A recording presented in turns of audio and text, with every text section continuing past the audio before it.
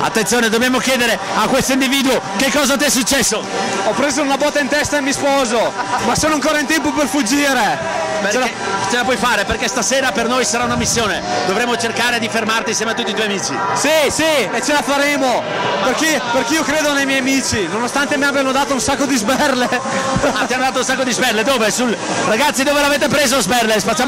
No, ma facciamo... Ah, attenzione, è cresciuto anche il pelo tra l'altro. Avete, non so se notate, ecco, attenzione, aspetta, ecco.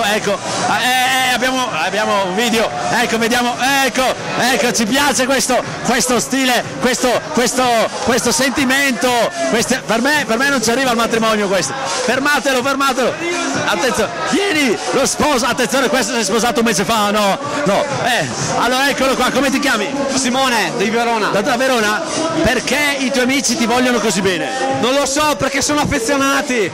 Vedo che ti fanno carezze a tutto spiano. Me li tengo stretti, accidenti.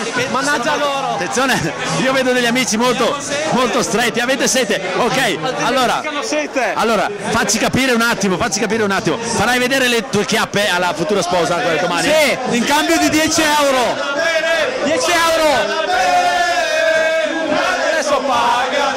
Ricordiamo che gli amici di... In cambio di 10 euro faccio vedere le chiappe. Farai un sacco di soldi secondo me stasera. Ne ho fatti quasi 40. Abbracciatelo. No, non picchiatelo, abbracciatelo. Ecco, lo sposo che gode. Ecco gli amici, quanto li vogliono bene. Questa è la fine di chi si sposa. Ciao ragazzi.